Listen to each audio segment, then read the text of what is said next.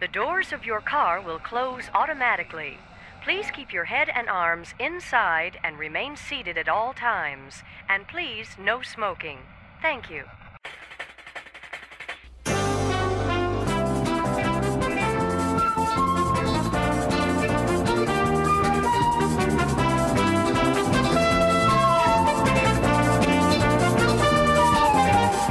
Matterhorn Matt presents Matterhorn Mondays. Hey there, Mountaineers! Welcome to episode 26 of Matterhorn Mondays. I'm your host, Matterhorn Matt. And I'm Alex the Historian. And today we have a really great topic for you guys. Hopefully it'll help out a lot of you. The topic for this week is, it's not really multiple topics like we normally do, it's just one gigantic topic that covers a lot of, I guess, just like a lot of things. It's going to be a full-fledged Disneyland Vacation Planning Guide. I'm sure you guys have seen, I guess, like articles out there on the internet, or maybe you've even watched YouTube videos of people. But we wanna give you a full-fledged, sort of all-in-one Disneyland Vacation Planning Guide, and we're gonna have. We're basically going to have two scenarios. I will be a family of 4. Okay, I'm going to be planning for a family of 4 with a low budget. And Alex will be a family of 4 with a sort of higher end budget. Sam the Griff, $10. Ooh, a donation goal. I can help. Thank you so much, Sam the Griff. Means a lot to us. Yeah, I know Alex and I are really excited to get into this. So, let's see. How do we start this? Sam the Griff just popped up. Thank you again, Sam. It means a lot to us. It really does. I wrote down, man, a lot of notes on my phone. All right, so I'm gonna sort of say the scenarios again if you guys missed them. Both of us are gonna be planning for a family of 4. A 12-year-old and a 17-year-old. That doesn't really make any difference. They're going to be adults, of course. And for me, I don't know if Alex has different dates for his scenarios, but for me, I have my family visiting June 20th to the 24th. Now, I picked those dates because it's sort of what am I trying to say? It's sort of in the category of like not a lot of people that are going to be going to the parks that day. For me, my scenario is going to be the family spending 3 days in the parks, and I believe Alex had either 4 days or 5 days. Which one was it? It was 5 days. Okay, Alex has people spending 5 days in the park. And I guess for me as well, for my scenario, the family's going to be spending 4 nights at the hotel, so I guess a total of 4 days in California. Now, at least one thing I didn't account for is like plane tickets for, I guess, families that want to fly out. We just assumed that they would already be living in California or would be driving. We didn't take into account gas prices or anything. That would have just been a lot of work, but let's see. I'm gonna go ahead and start with my scenario. Now, my first sort of category would be the hotels. Now, the average rate... Oh, I'm going to say this right off the top. For me, I got a lot of my information from DisneyTouristBlog.com. I don't know if you guys have heard of that website. It's a really, really, really great website if you guys are planning your Disney vacation. I would definitely recommend go checking out that website, but we're not sponsored by them. I guess that would be the thing to say. We're not sponsored by them. Swag for 95, an $11 donation. Smash the donation goal. Thank you so much, Swag for 95. It means the world to us. So yeah, I'm gonna go ahead and start off with the hotels category. Now, the average rate for a hotel in 2017 was $180 per night. Now, depending on where you live, that could be expensive or that could be really cheap. I know hotels near us are sort of like $80 per night, but we live in this sort of rinky-dink town that no one really visits. And I also wrote down another point. The farther away from the parks does not necessarily mean, and by the farther away I mean the farther away the hotel is, the farther away the hotel is from the parks does not necessarily mean the cheaper it's going to be. And of course, it would be best for your family to stay in a good neighbor hotel. If you guys don't know what good neighbor hotels are, they're sort of non-Disney hotels that still maintain certain Disney standards. Most, or I guess like a large portion of the good neighbor hotels have shuttles to take you to and from the parks. I believe they run until, I think some of them run till 3 in the morning, and maybe even as early as 7 or 8 in the morning. A lot of them have complimentary breakfast, and I'm gonna have my family eating breakfast at the hotel since it's complimentary. And another sort of small point that the good neighbor hotels have is that you can buy Disney tickets directly from the hotel.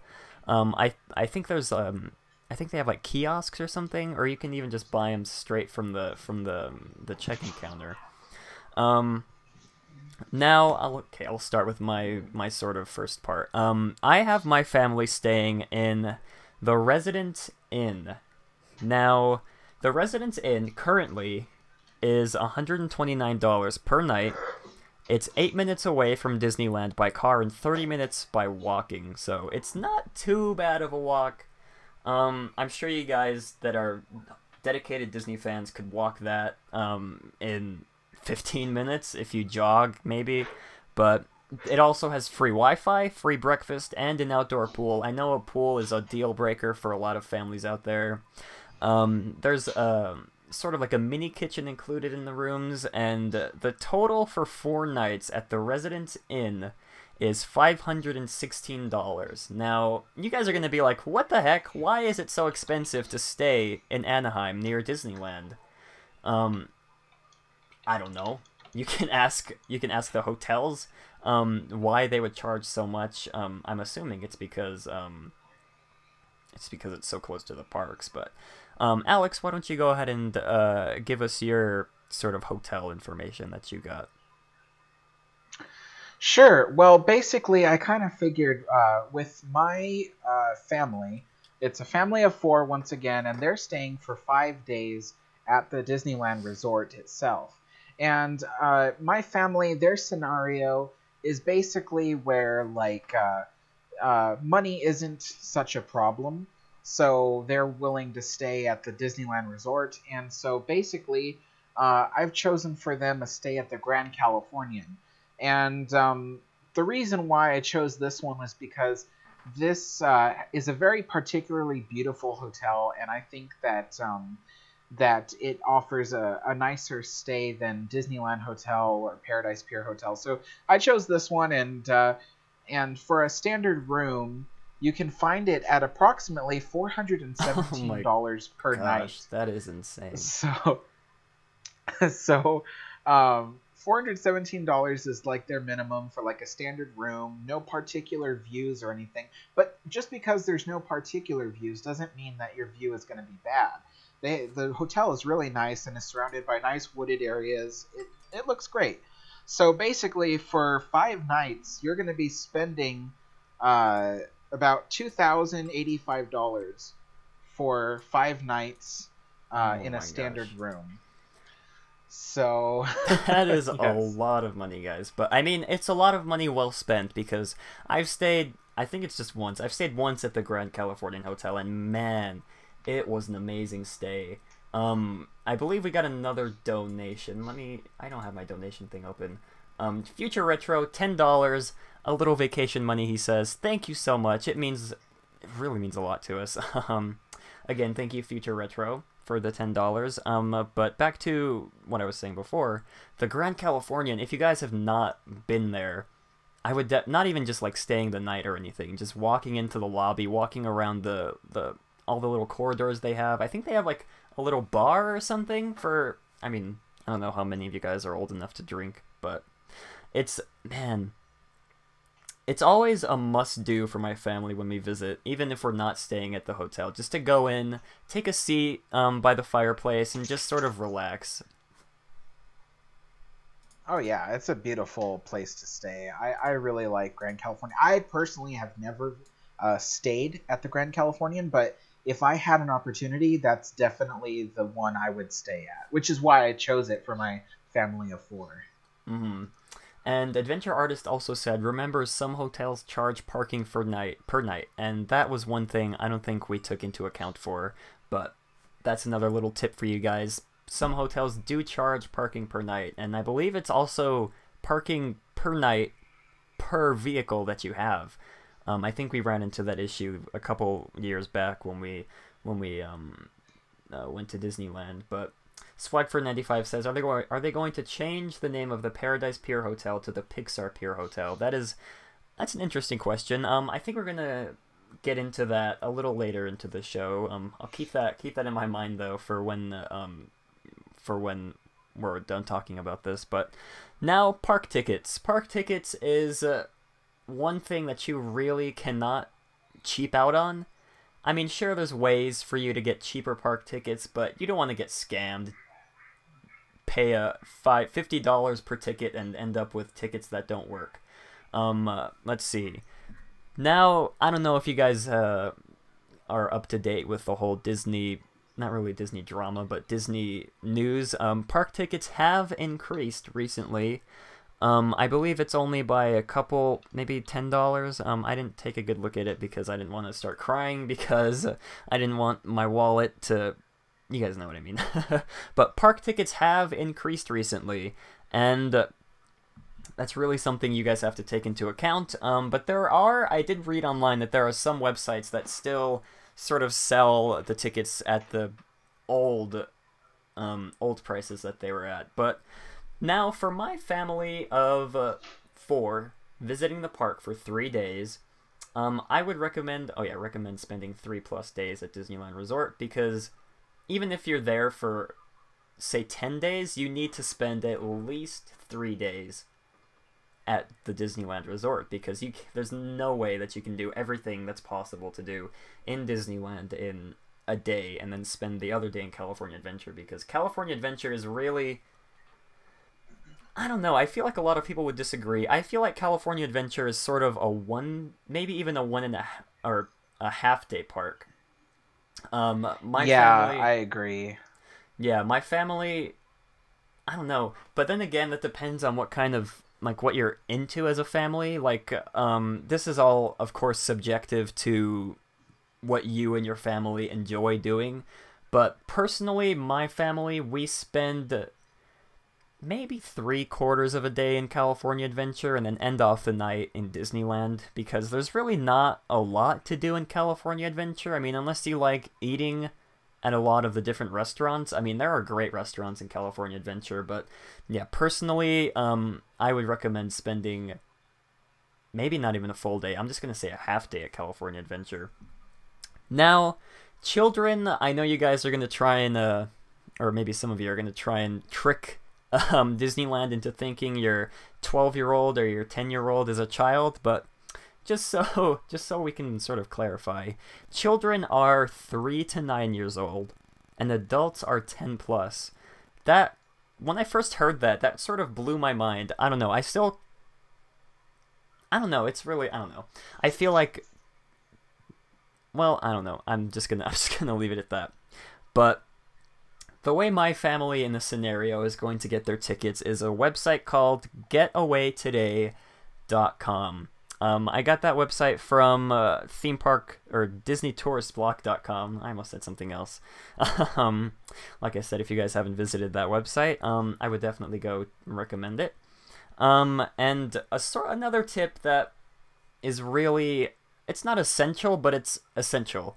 Basically, you need to get park hopper tickets. Like I said, it's not essential, but it's also essential at the same time. It's really, like I said, if you only want to spend half a day or 3/4 of a day in California Adventure and then you don't have the park hopper tickets, you're forced to visit downtown Disney or just go back to your hotel room, or even, I don't know, walk around Anaheim at the what other attractions they have in Anaheim. But if you want the sort of full Disney experience, you need park hopper tickets.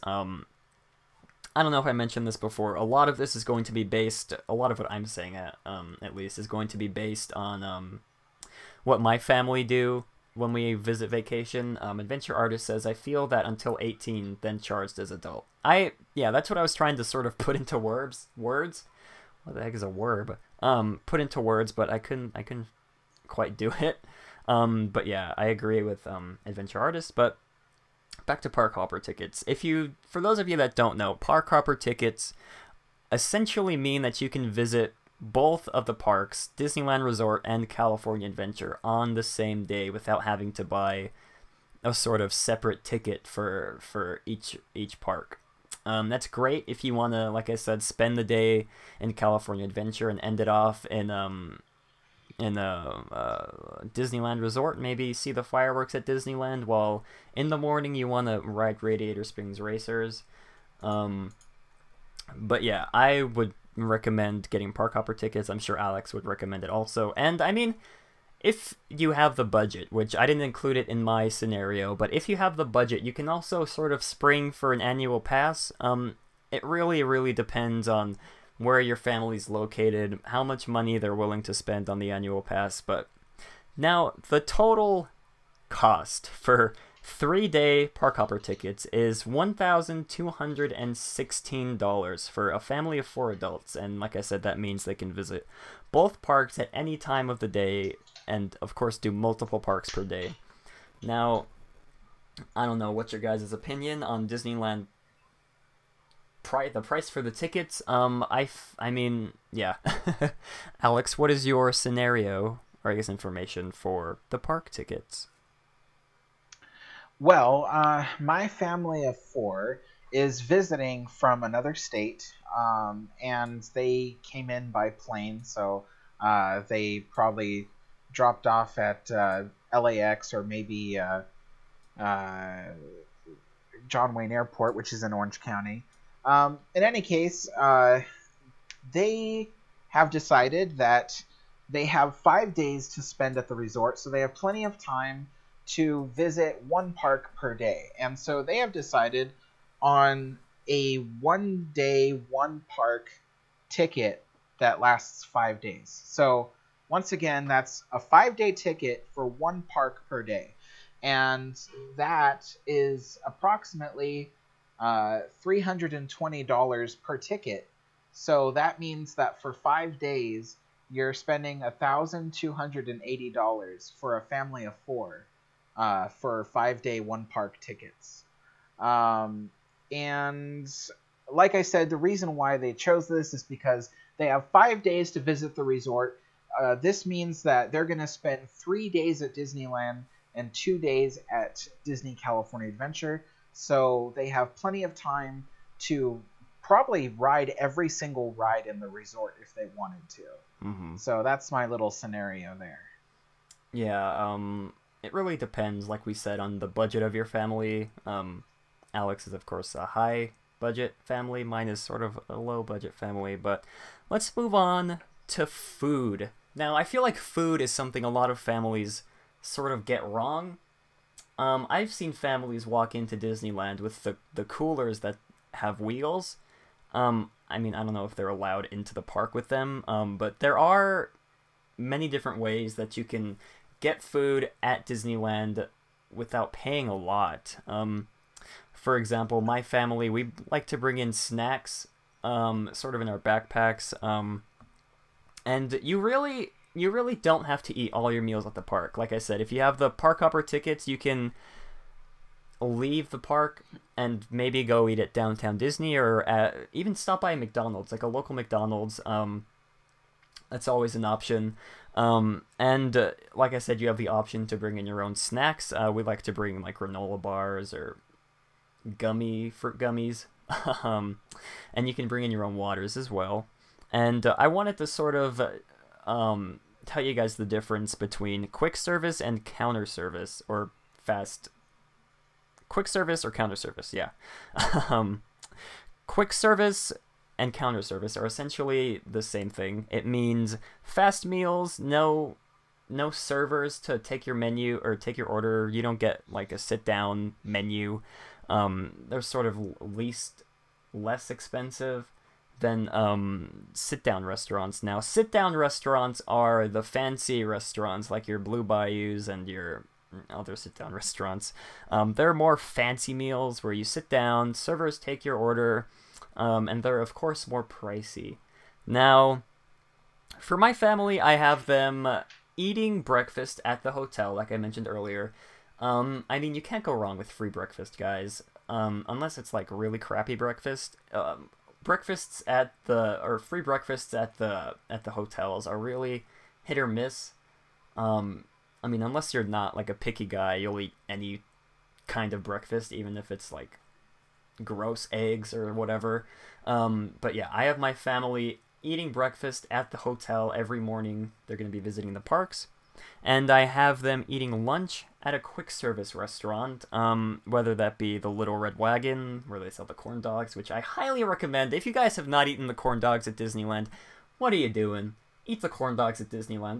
They're really some of the best corn dogs you'll ever eat at any place. And then there's your Jolly Holiday Cafe, your Hungry Bear restaurant, and there's also options for the sit-down restaurant. I have my family eating dinner at a sit-down restaurant every night, but of course that can be sort of switched out to another quick service restaurant, or you can just leave the park altogether. Like I said, this is sort of subjective to what kind of family you are, what your personal preferences are.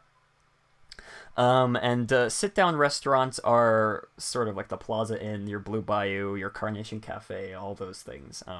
What about your food? What did you write down for your food, Alex?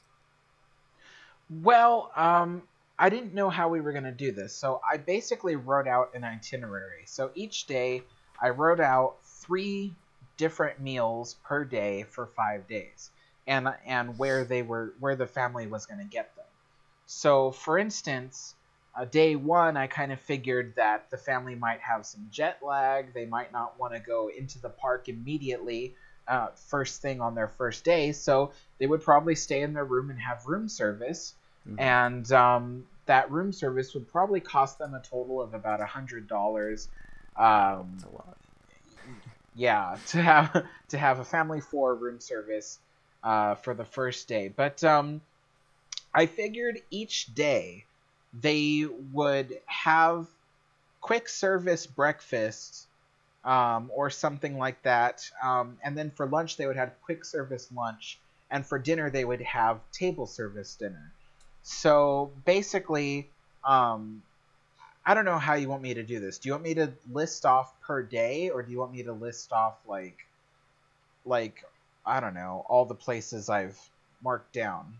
How do you want me to do this? Well, I sort of wrote down a daily itinerary too, but I didn't really go into specifics of the places that they were going to eat. So you can go ahead and start off with like your daily itinerary, like you said. Then I'll go ahead and move into mine.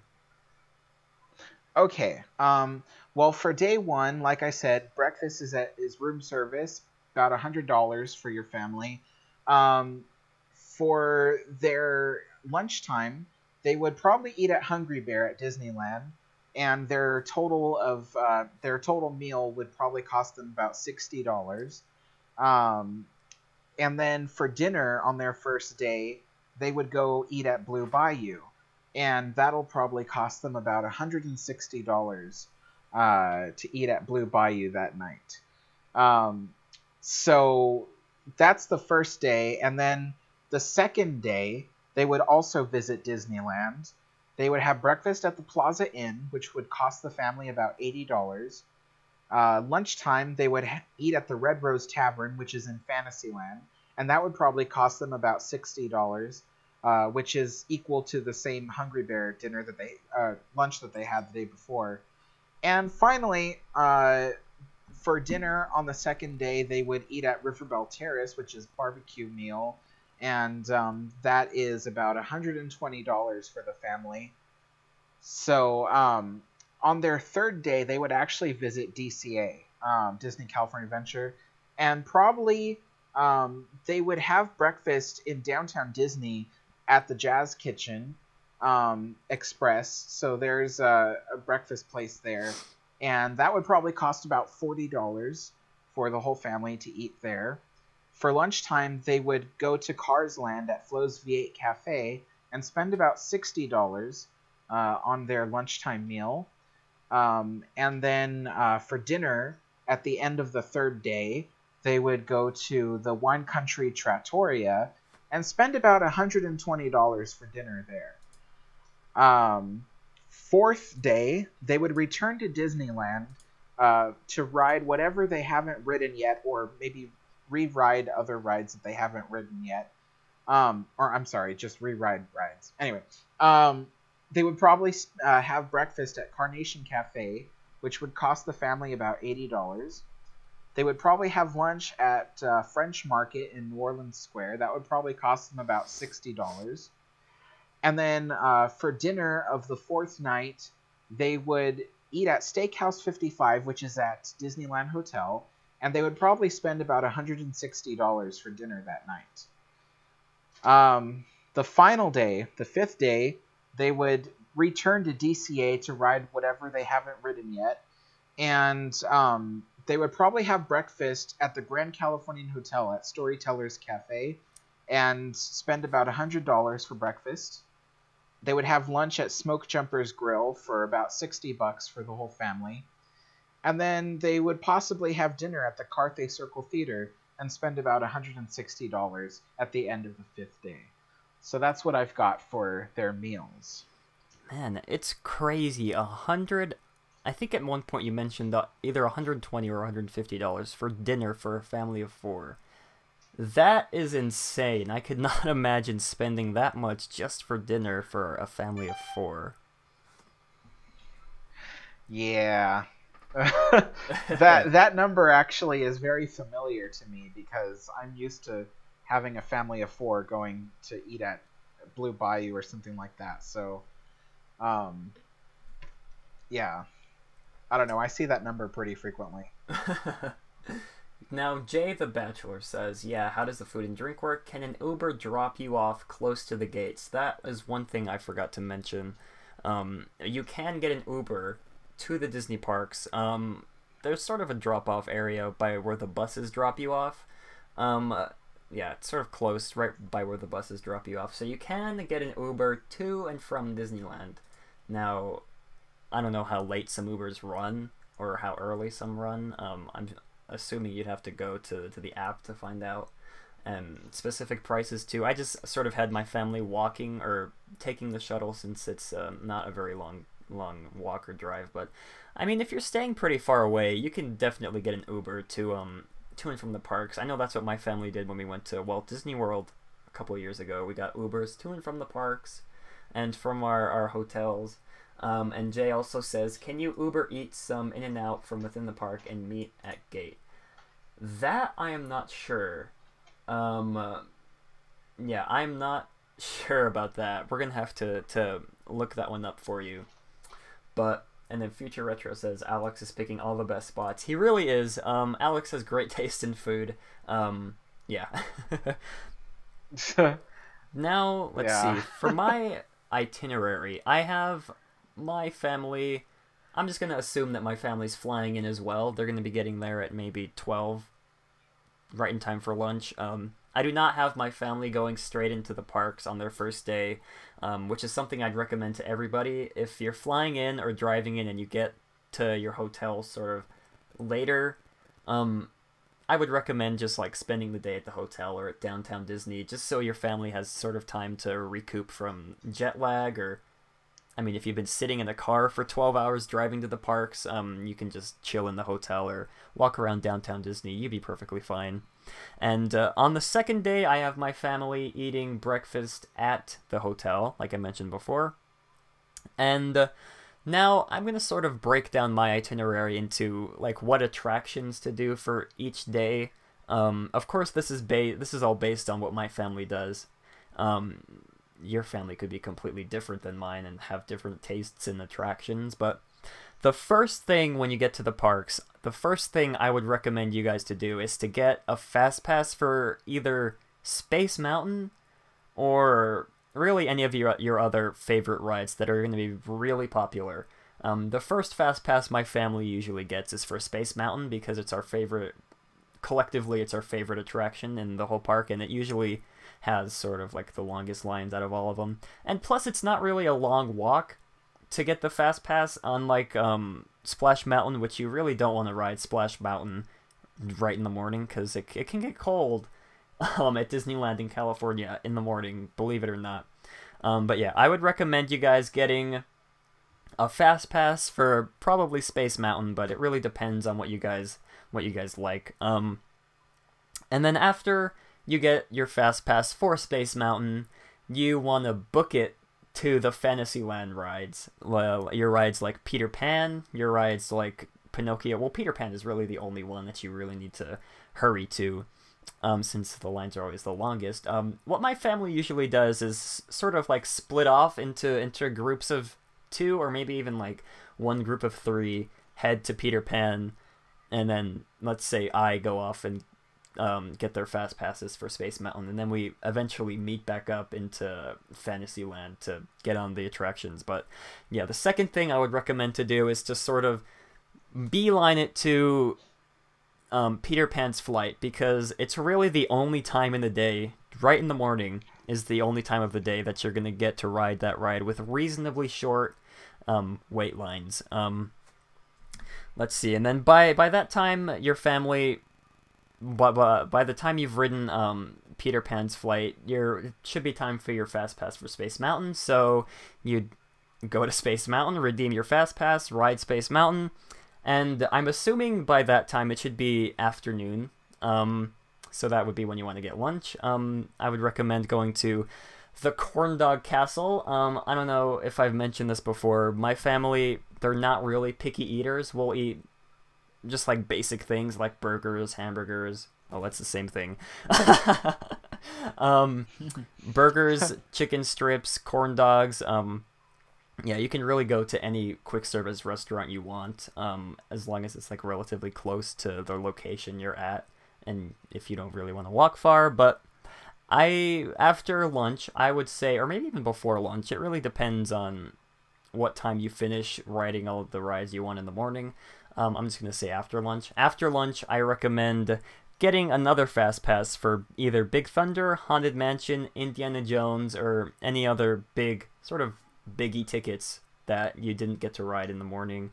And then you can ride any of the other attractions you want. Say Casey Jr. Circus, really whatever attractions you guys want. And then after you ride a couple attractions, it should be time for your second Fast Pass. So of course you go redeem your second Fast Pass for Big Thunder or whatever attraction you decided to get. And sort of late to early evening is the time I would recommend to go on some of the slower rides during Disneyland, because I guess sort of around lunch to evening is when the lines for the attractions really start to get long. So I'd recommend getting on some low wait time attractions, some slow attractions like the Disneyland Railroad, the Mark Twain, the Tiki Room, which I've yet to go on. But yeah, slow attractions at sort of the early evening of the day to just sort of calm your family down while you wait until your next attraction. And then after you're finished riding the slower attractions, oh, I forgot to mention Great Moments with Mr. Lincoln. That's another good sort of slow attraction where you get to relax in air conditioning and listen to a narration, and then you get to see an awesome Abraham Lincoln animatronic. And then sort of in the evening, you can ride rides like Splash Mountain or really any of the other e-tickets you didn't get to hit during the morning or during the day. And then it's dinner time. You guys can go eat dinner. I believe I had my family eating dinner at one of the sit-down restaurants, but like I said, depending on your budget, you can just eat at counter service restaurants all throughout your days at the park. It really won't make a difference, unless you really want to get, I guess, like good, high quality, expensive food at like the Blue Bayou or something like that. Then you can go to a sit-down restaurant. And now, there was one part I couldn't quite figure out because it really depends on the sort of family you are. I have my family watching Fantasmic on the first night that they're in the park. You can maybe cram in Fantasmic in the second day after you're done with California Adventure, or you can even cram Fantasmic in on the third day. But I have a bunch of other things planned for the third day of Disneyland. Now, day 2 is sort of a complicated day. At least for me, that's how I wrote it down. Day 2 would be Disney's California Adventure.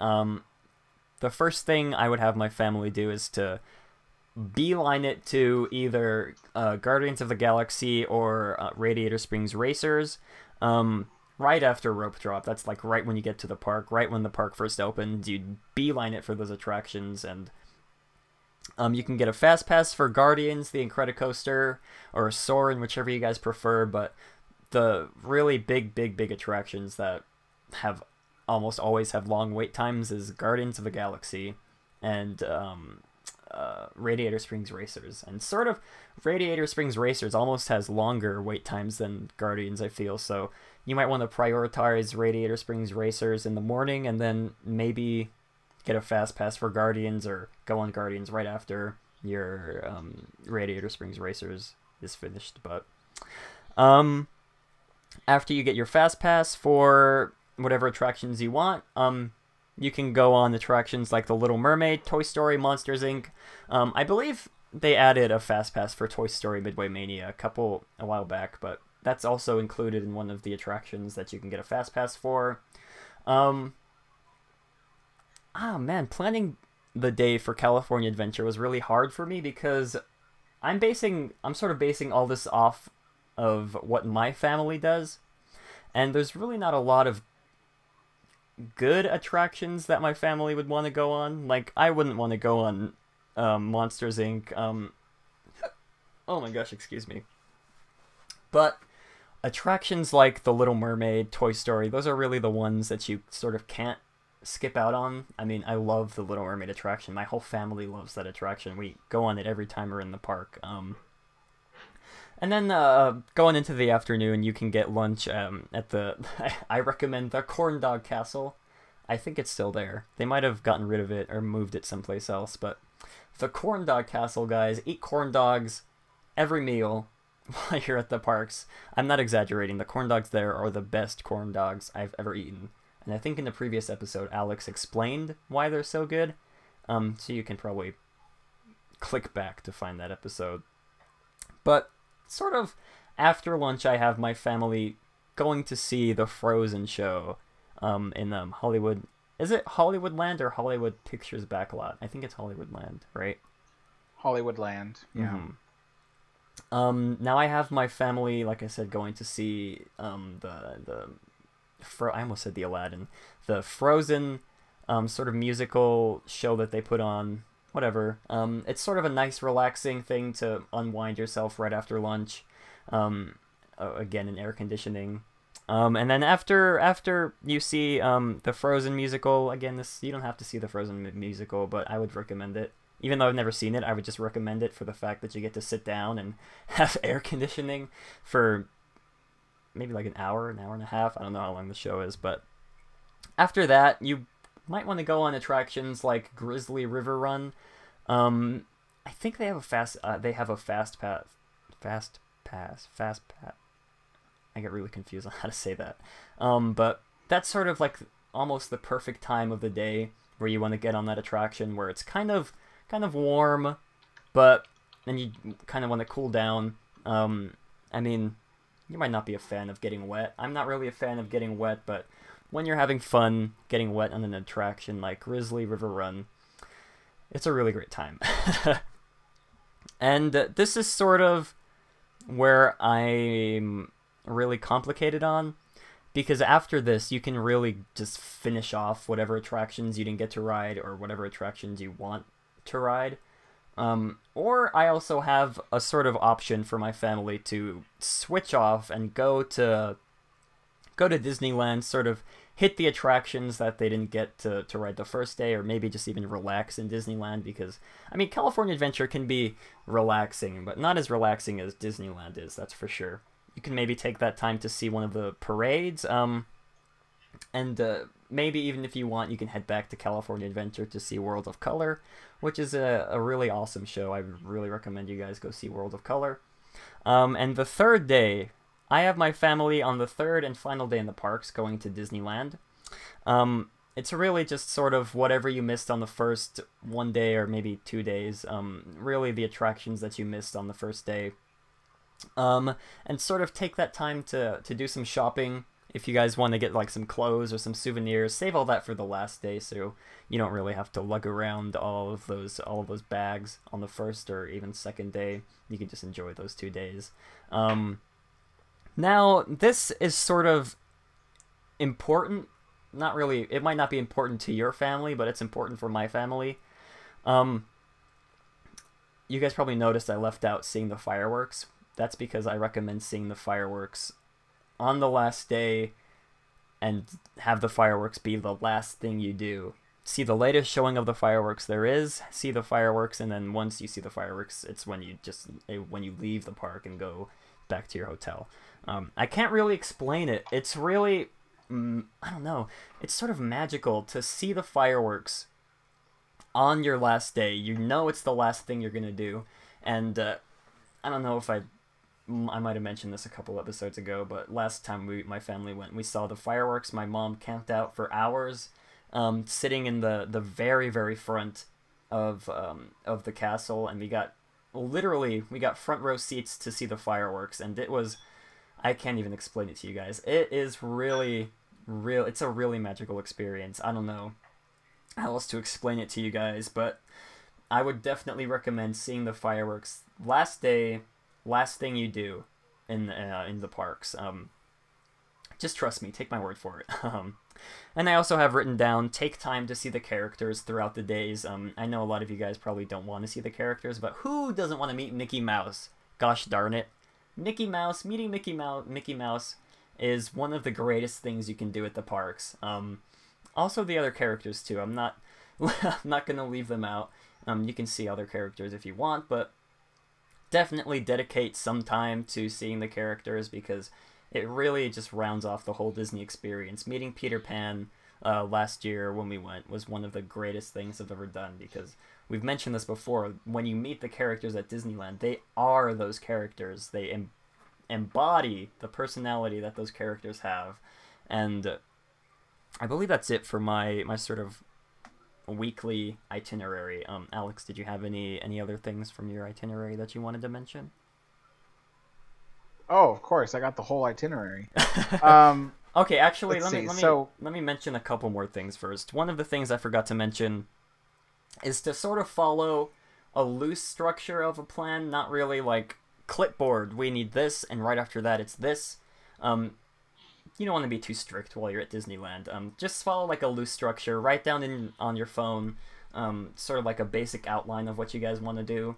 You know, like the big attractions you want to hit during the day, and then sort of like have your whole family agree on another attraction right after that.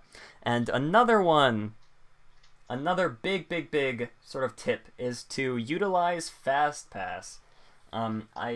I've seen too many people not use FastPass while they're in the parks. I don't know why. It's a really great service. It's free, unless you guys want to pay for MaxPass, which is another big what. Do I need to get MaxPass? Do I need to get MaxPass? Again, I did not have my family getting MaxPass just because they're on the low budget, sort of like as low as you can get. And my family, I don't think they really want to spend $10 a day per person for MaxPass, but then again, you can just get one family member per day, get MaxPass and have them get all the fast passes for you guys. But for me, I have my family not utilizing MaxPass, but again, that's just personal preference. You might have, your kid might want to be willing to pay for MaxPass on all those days, and you're just, yeah. Let's see, another big tip is do not panic if you don't get to ride your favorite attraction on day one. Let's say your favorite attraction is Pirates of the Caribbean, and on the first day you're in Disneyland, it's closed for maintenance, or it's closed because they're refurbing it. Do not panic, because you have a whole 2 other days, a 1 if you choose to stay in California Adventure the whole day on day 2. But you have 2 whole days to ride your favorite attraction, and yeah, do not panic if you don't get to ride your favorites on the first day. I'm just repeating myself, but yeah. Like I said, take time to meet the characters, and yeah, that's pretty much it for mine. Okay, sorry for interrupting you there. You can go ahead and continue on with what you were saying. I was going to say that I agree with Matterhorn Matt completely. If you're definitely staying for like 3 days or anything like that, then you want to utilize Fast Pass service. You want to utilize your ability to get Max Pass if you want to get photographs with the characters and things like that. So it's all really good. My family is staying at the resort for 5 days, so they actually have a lot of time on their hands. And as part of my itinerary, I wrote down what parts of the parks they should visit per day, so that way they can actually get to experience everything. So for instance, day 1, they spent the night at the Grand Californian because they arrived the night before. So in the morning, they're kind of jet lagged. They want to stay in the room and have room service, but then they end up going to the park late in the morning, like let's say maybe around 10 or 11, and they show up there, and what they should do is visit the west side of the park for that day. So basically they're going to go on rides like Indiana Jones Adventure, Jungle Cruise, Haunted Mansion, Pirates of the Caribbean, Big Thunder Mountain Railroad, everything on the west side of the park. They'll have lunch at Hungry Bear Restaurant, dinner at Blue Bayou, and then, but the first thing that they should do when they go to the west side at the beginning of their first day is go to the front of where the Golden Horseshoe is to get their Fast Pass for Fantasmic, because the first night, at the end of the night, they're going to watch Fantasmic. So that's what I would suggest. First thing they do, get their Fast Pass for Fantasmic, and then enjoy the rest of the west side of the park on their first day. And if they miss anything, don't worry, you'll have a chance to go back on another day to go over rides that you haven't been. Now on the second day, they will visit Disneyland again. This time, they will be spending their day in the north and eastern side of the parks. So that includes Tomorrowland, Fantasyland, and Mickey's Toontown. So basically, they'll have breakfast at the Plaza Inn, which is a character breakfast. They will want to visit Star Tours, Space Mountain, Buzz Lightyear Astro Blasters, Matterhorn bobsleds, of course the classic attractions such as Peter Pan's Flight, Mr. Toad's Wild Ride, Pinocchio's Daring Journey, Snow White's Scary Adventures, all that stuff on the second day, because they'll get there early enough in the morning that they'll be able to spend the whole day on the north and eastern side of the parks. Now, for their third day, they will be going to DCA, Disney California Adventure. They will have breakfast first in downtown Disney at the Jazz Kitchen, but then when they go into the park, they will be focusing on visiting Cars Land and Grizzly Peak. So the first thing they do when they enter the park is they're going to get a Fast Pass for Radiator Springs Racers, and then they can visit the rest of Cars Land and stuff like that. And so when they visit Grizzly Peak later on that day, they're going to want to ride rides like the Grizzly River Run, also Soarin' Over the World, things like that. And so this park is, like Matterhorn Matt said, it's really like a half-day park, honestly. There's not enough to do. But nevertheless, this family will have time to actually wait in lines because this park doesn't have nearly as many rides. And they can get Fast Passes if they want, but it probably won't be necessary because there's really not that many rides. So anyway, that is... Oh, and one of the other first things that they should do when they get to the park is get a Fast Pass for World of Color. So, because the end of that night at DCA, they're going to watch World of Color. So anyway, the fourth day, they will return to Disneyland for the last time. So they will go and ride rides that they missed or want to ride rides a second time, things like that. So they have all day to do that. They'll have breakfast at Carnation Cafe, lunch at French Market, and they'll end their day watching the fireworks, and also having dinner at Steakhouse 55 at the Disneyland Hotel. So that's the fourth day. And the fifth and final day, which is really more like a half day, because they'll probably be heading back to the airport at the end of the night. But their fifth and final day will be them visiting DCA to go back on any rides that they have missed or wanted to ride again, such as Radiator Springs Racers. So they'll have breakfast at Storytellers Cafe, which is at the hotel. They'll have lunch at Smoke Jumpers Grill, which is in Grizzly Peak Airfield. And possibly, if they stay late enough for dinner, they'll have dinner at Carthay Circle Theater. And they won't be able to stay late enough to watch any shows. Besides, they've already seen World of Color. So anyway, their last day is spent at DCA going over all the rides that they missed. So in any case, that is their whole itinerary for the 5 days. Swagford says, Alex really sounds like he's narrating from the Bible. That's a sort of funny comment. Yeah, What's guys, that supposed to mean? Yeah, guys, like we said, it depends. It all depends on your family, what your preferences are. Like I said, I based my itinerary on sort of what my family does.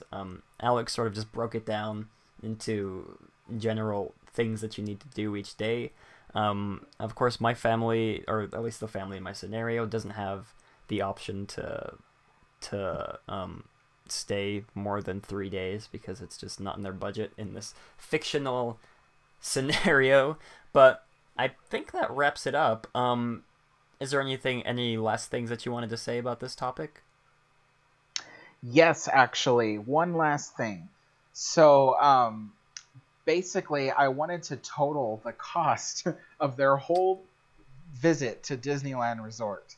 I've estimated the total cost for staying 5 days and eating food would be $4,785. Now, if they end up buying merchandise, you can round that number up to $5,000. So you're looking at, for 5 days at Disneyland Resort, this family of 4 has spent about $5,000. That is crazy.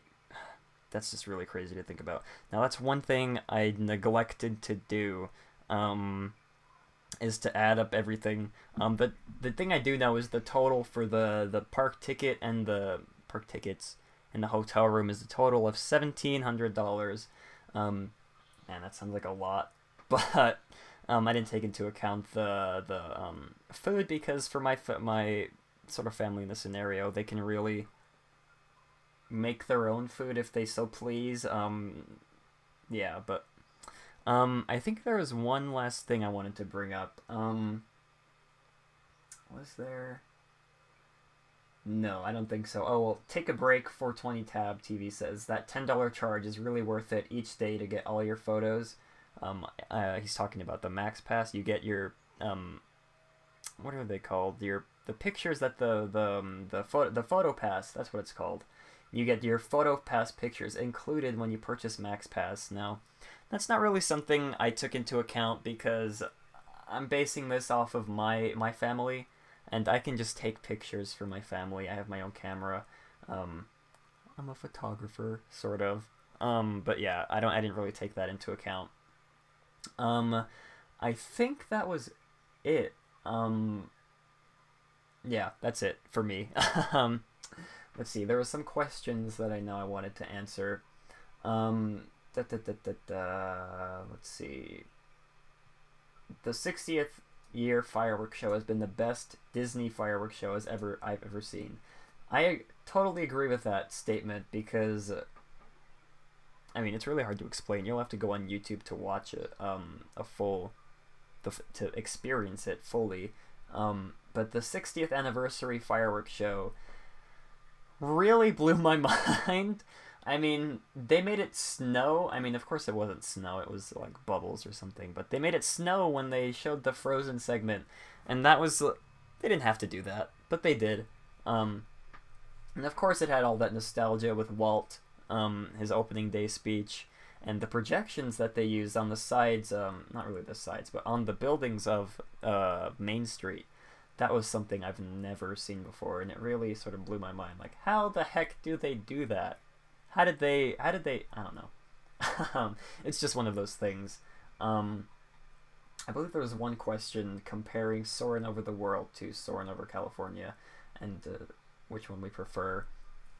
I mean, I prefer California, the Soarin' Over California, but, I mean, it's really not, Soarin' Over the World isn't really anything less than what I expected it would be. So it's, I think they're just about even. Well, I guess Soarin' Over California would be like a little bit above Soarin' Over the World for me. Yeah, I agree. I like Soarin' Over the World, but Soarin' Over California has become a classic in my opinion. So I kind of like Soarin' Over California more. Mm-hmm. And one thing I didn't take into account was sort of snacks. Like, you guys want to get, your family might want to get churros or ice cream or popcorn. Those are all feasible things to do. Of course, with my family in the scenario with a low budget, they'd probably want to minimize their snacking, because snacks, I think churros are like $8 and popcorn is around 10. Now, I'm not 100% sure on that, but yeah, snacks is one thing I didn't take into account. Oh, Dole Whip too. Dole Whips are another really great snack that your family has to try at least once.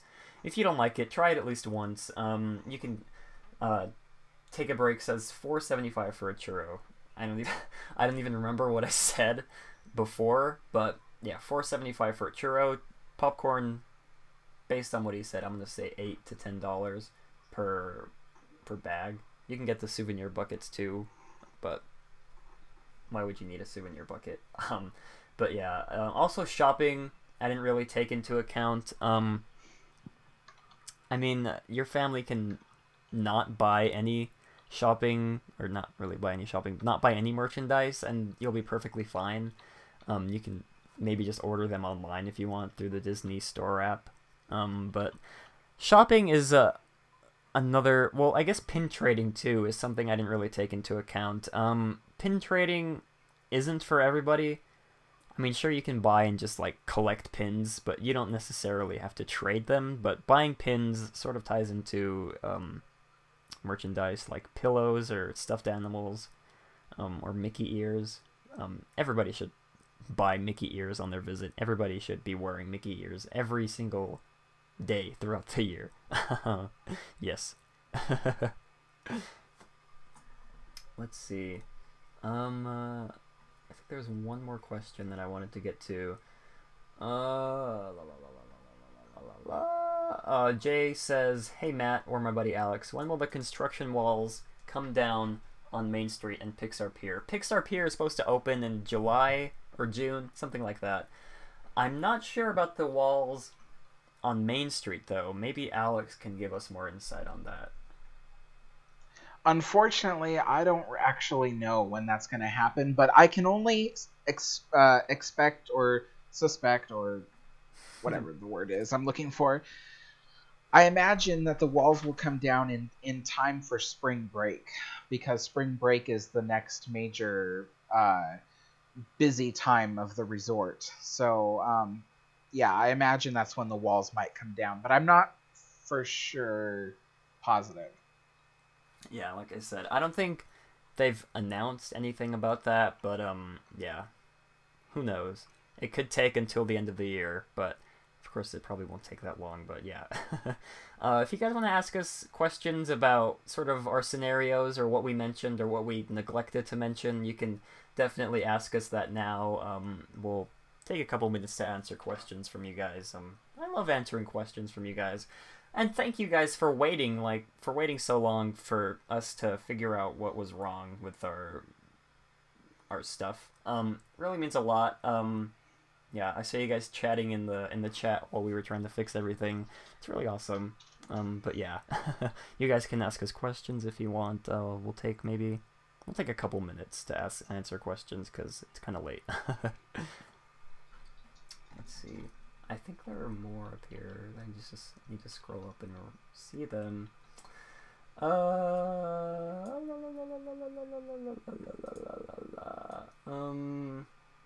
Take a Break says, Peter Pan is the only high priority in Fantasyland in the morning. You can hit all the other Fantasylands as walk-ons at the end of the night. That's true. That's why I mentioned getting on Peter Pan. First thing, well, I guess second thing after you get your Fast Pass for whatever ride you want to get a Fast Pass for. But yeah, Peter Pan is one of the rides that you need to hit early in the morning, unless you just want to wait out the 3-hour long wait. Let's see. Jay says, what are your guys' favorite ride? That's an interesting question. My favorite ride currently is I can't go wrong with Pirates of the Caribbean. Pirates is really one of my all-time favorite rides. It's really sort of tied with Pirates. There's Indiana Jones. There's the Haunted Mansion. I feel like the Mark Twain doesn't really get as much love as it deserves. I love riding the Mark Twain. You get to sit. Sometimes you get to sit. Sometimes you get to stand. But yeah, the views from the Mark Twain are really, really incredible. Especially now that the new river's there. And in a few years, it's going to be even better once all the foliage sort of grows in. And makes it even better experience.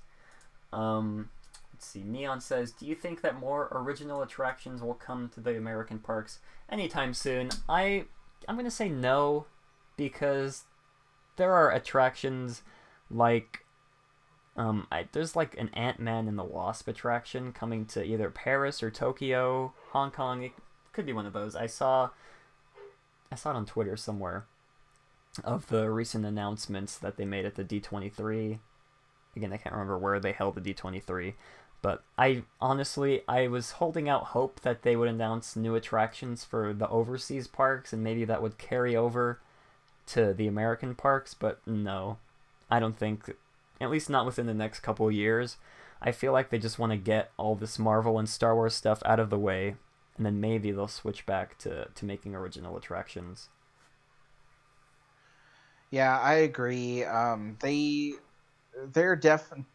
American parks are definitely obsessed with the IPs and things like that. So people want to see what they see in theaters as a Disney ride. And I think that's unfortunate because, like I mentioned with Matterhorn Matt last week, like Disneyland, the Disney company has been creating amazing original attractions for Hong Kong, what's it called? Tokyo Disney Sea and things like that, and even Shanghai. They come up with really amazing attractions. And like, for instance, Mystic Manor. I really wish we had that. Or like the 20,000 Leagues Under the Sea ride or something like that they have at Tokyo Disney Sea. I'd really love to see those attractions here in the American parks, but unfortunately, that's not what the American public wants. Mm-hmm. So, yeah. Let's see. Future Retro says, Dole Whip or Dole Whip Float? I've only had the Dole Whip. I think they only sell the Dole Whip Float at the Magic Kingdom in Florida. No, they sell it at Disneyland too. Oh, they do. Okay. Well, I think there's something else that's exclusive to Orlando, but I've only had the Dole Whip. Maybe I got the float. No, I got the Dole Whip, the regular one. I think my dad might have gotten the float, but I can't really give my opinion on comparing them. The Dole Whip was okay. I feel like I need to try it again. I was kind of rushed when I had to eat it because we had a fast pass for another attraction before we got it. And I had to sort of eat it really fast before we got on the ride, and so it kind of ruined the experience for me. But next time we go, I'm definitely going to try them both. Maybe I'll do a comparison between the two. Jay says, they must bring Tron to Tomorrowland soon. That would be nice, having Tron in Tomorrowland like they have in the Magic, like they're going to be having in the Magic Kingdom. I feel like if they were to do that, it might be something different, or maybe at least like a scaled down ride of the Tron coaster that they're bringing to the Magic Kingdom.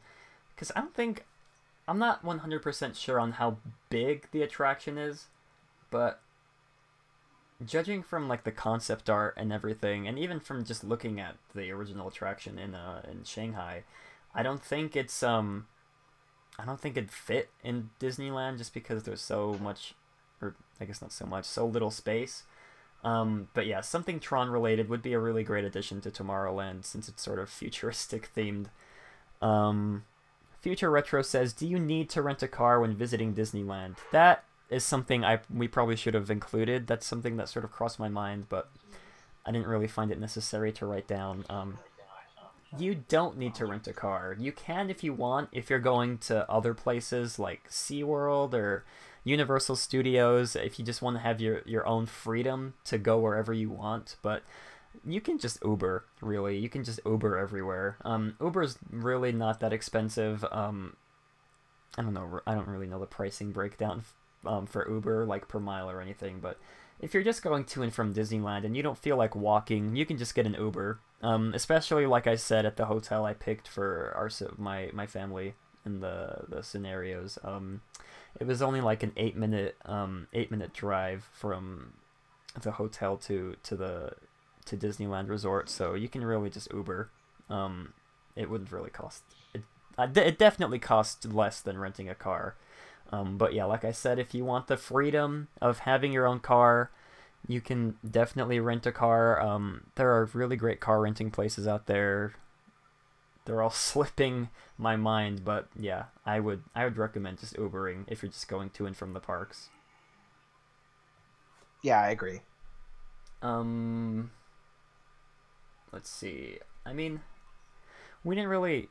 Well, yeah, we just took into account if the family was going to be visiting just the Disneyland Resort. We didn't really take into account if they were going to be visiting SeaWorld or Universal Studios or going like anywhere else off property of Disneyland besides what's it called? Downtown Disney. Yeah, so that's just all we had. That's just all we took account for. Let's see. Swagford says, Sleeping Beauty Castle walkthrough. I didn't mention that. I did not mention that. You don't really have to do that, I don't feel like. If you want to, you can definitely do it. It's a great sort of little attraction to get on, but it's not like a must-do, like, your kids are begging you to go on the Sleeping Beauty walkthrough like they are with Pirates of the Caribbean. Yeah, it's not necessary at all, at least in my opinion.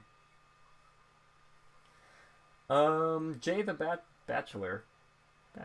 I was wondering if I was pronouncing that wrong the whole time, but Jay says, what is the slowest time of the year there? From the website, theme park, Disney Tourist blog. That's the website. They mentioned the sort of days that I picked was sort of what they mentioned as the slow days, or I guess like slow parts of the month, but Alex I think he went into detail a few episodes back, but Alex can probably bring up his experience with slow times of the year for us. When I worked as a cast member, I got to see every year what the crowds were like, and from my experience, the slowest time of the year is actually right now, in February and early March. So all of February and part of early March is like the slowest time of the year. However, Disneyland no longer has an off season. This would normally be the off season right now, where the parks are dead and there's nothing happening. But Disneyland no longer has an off season. They're so busy all the time now that even the slowest time of year, which is right now, they're still pretty busy. So while this is the slowest time of the year, make no mistake, the parks are still busy and are still open till midnight on some nights. So, yeah.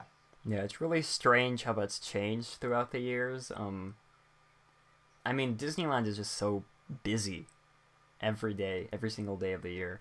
It's probably going to get even worse when Pixar Pier opens, when Star Wars Land opens for sure, and when the Marvel Land eventually opens. I definitely don't want to be around Disneyland during those times of the year, just because I don't want to be caught up in all the crowds. But I mean, it's just one of those things that you have to deal with when you go to the parks. You just have to expect lines longer than 2 hours, because that's what it's going to be. Lines that are above an hour and a half to 2 hours.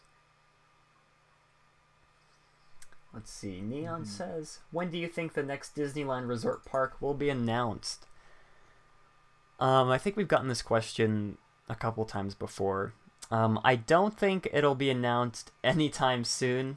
Maybe in the next 10, 15, maybe even 20 years.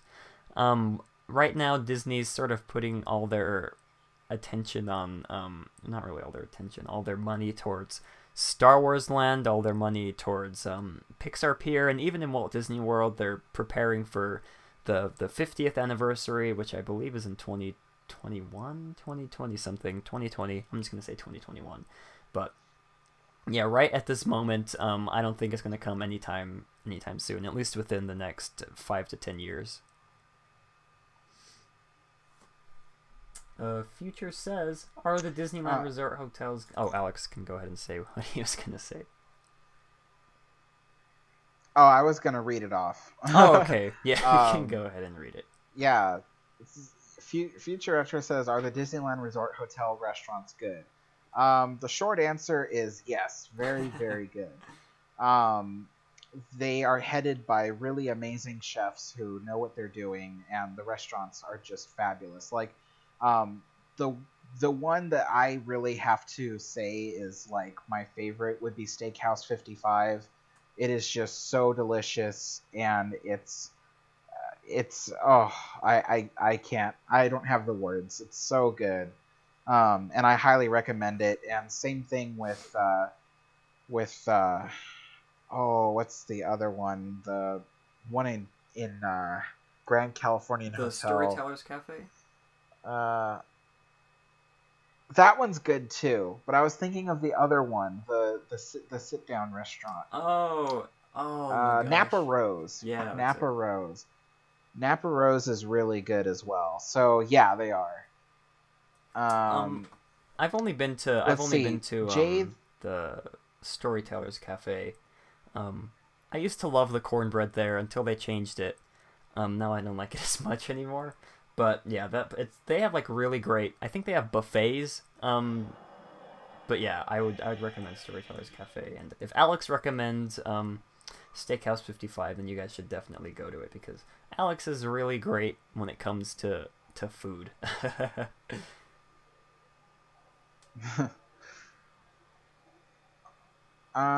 Okay, so Jay the Bachelor says, I want to go for Star Wars Land opening, but it'll be crazy, so I'll watch you vloggers. Alex, will you be there opening day? Most likely, my pass will be blocked out on opening day. So that's most likely what's going to happen. I won't be able to go, even if I wanted to. And do I want to? Not really. I don't want to be at Star Wars Land opening day, because it's going to be so crazy, and I won't be able to do anything. I won't even be able to get on rides. The rides will have hours and hours long waits. So no, I'm not going to be there opening day. If anything, I might be inside the park on opening day if my passes aren't blocked out. But I don't think I'll be going into Star Wars Land, because it'll just be so busy. A part of me wants to go opening day just to sort of film how chaotic it's gonna be, but then again, I don't really want to go just because it's gonna be so chaotic. I mean, if it's in the budget, hopefully I'll go. I mean, I want to go opening day just to say I went to Star Wars Galaxy's Edge opening day, but then again, I don't really want to deal with all the madness that's gonna ensue. I think that's going to do it for this episode, guys. We hope you all enjoyed, and thanks to everybody who asked questions. Hopefully we've been sort of planning this topic for a while. I brought it up to Alex a while back. Hopefully you guys get some really good insight and some tips from us, and not just people in chat, everybody who's watching. So yeah, if you guys have any other questions, you can probably comment down below in the description, not in the description, in the comment section of the video. You can tweet us too. Alex now has a Twitter. It'll be linked in the description below, and you can also follow me on Twitter. I'm close to 500 followers. I think I'm 6 or 8 away. I don't know. But yeah, you guys can check out my Discord server if you haven't already. We have really awesome conversations, and sometimes we just play video games. If you guys wanna join me and my friends playing video games, we play games like Fortnite. That's really it. But yeah, I'm not gonna ramble on about video games. But yeah, guys, we hope you enjoyed, and if you did, have a great big beautiful tomorrow.